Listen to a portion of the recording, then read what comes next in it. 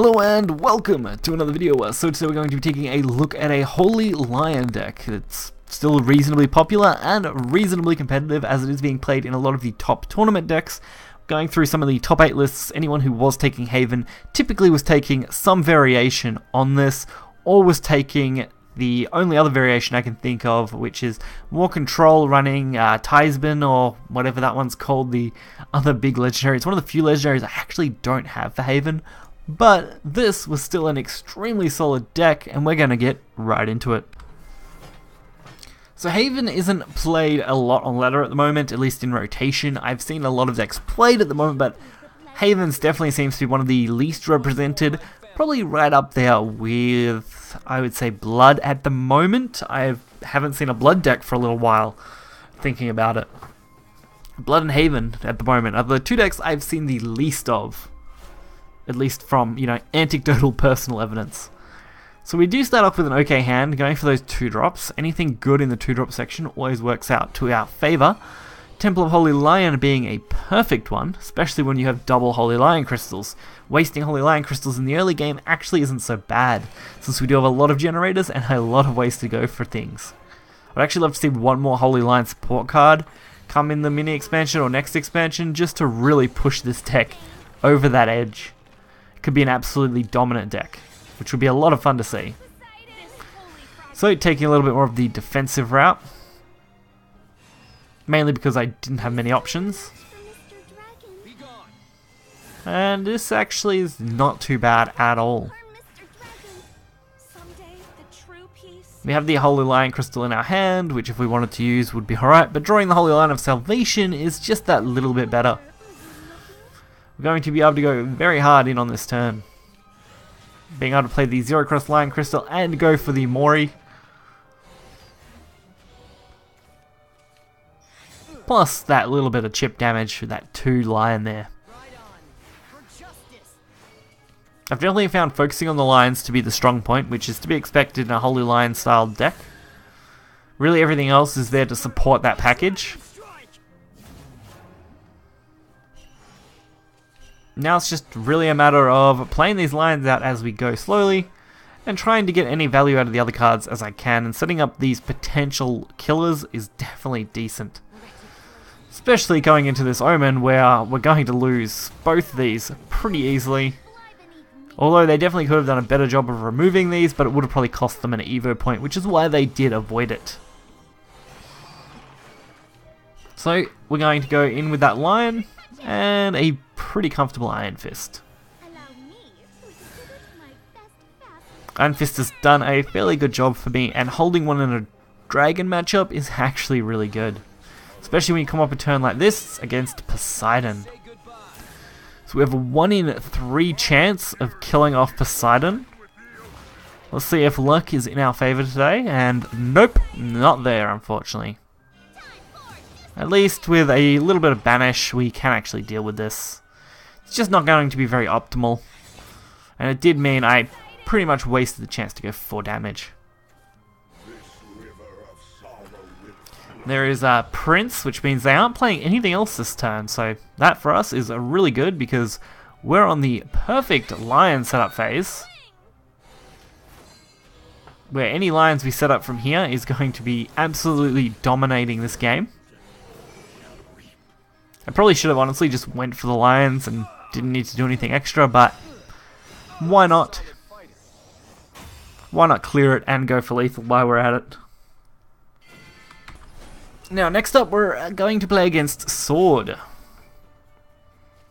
Sword is actually a deck I'll be covering in next video, and it's been fairly decent in the current meta as far as decks go.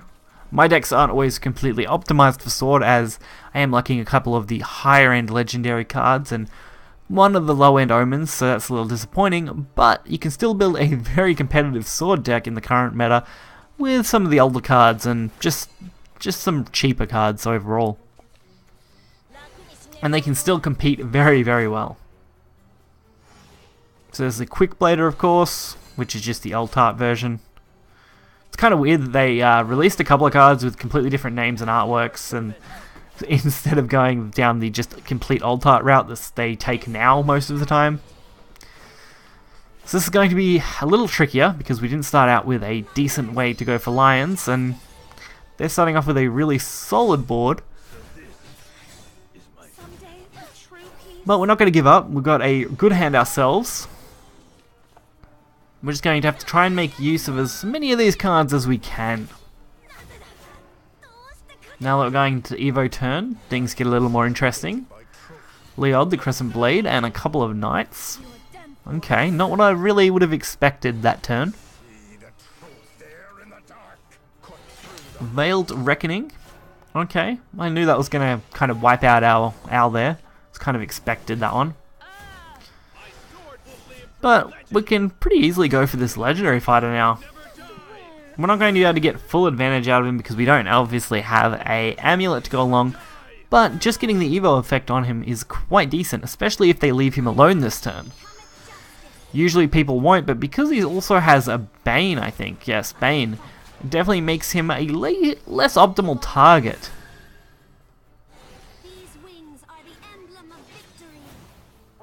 And there is the Ayla, not another play that I'm not too surprised about. But we're going to look for a very nice legendary fighter turn again. While I could have went for 8 damage this turn, I did decide to hold off. I felt like trying to set up for a little bit of a longer game now was going to be the better option.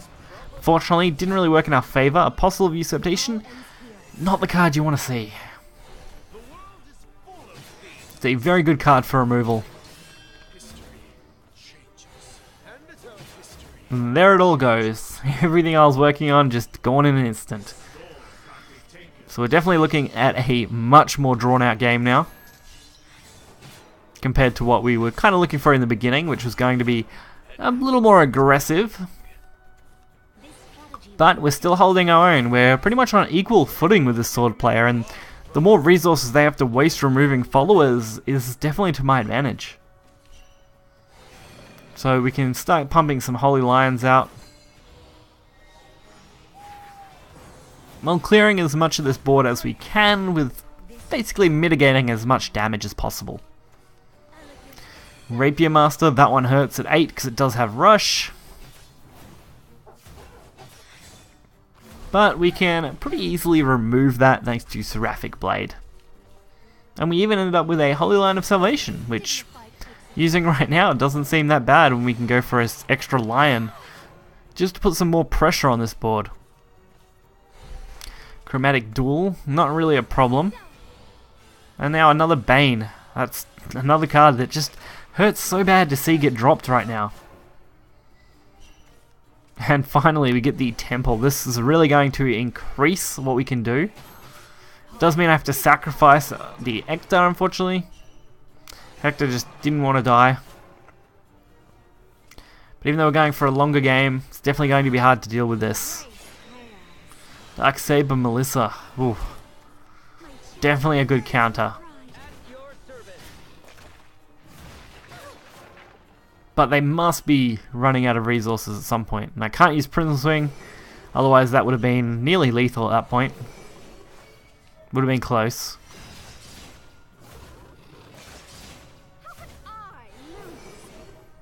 But I can go for, of course, double Lion. Definitely a risk, but I feel like they're always going to have a follower I can hit at some point here. So our Prism Swing is going to be more than enough to win this. Since they couldn't clear this, definitely more than enough to win this. Since that would actually open up 12 damage, I believe, looking at this. Which would be pretty insane.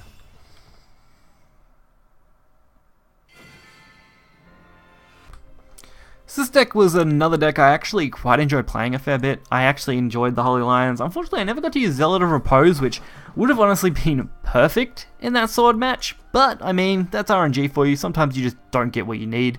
Also, Beacon, we had 3 cards in this deck that would have been perfect for that sword matchup. Even a forest matchup, but we just couldn't get them. Otherwise, though, we handled ourselves pretty well and did a good job. So, if you guys are interested in this deck, you will find the deck list in the description below. Be sure to hit the like button and subscribe for more content. Until next time, see ya.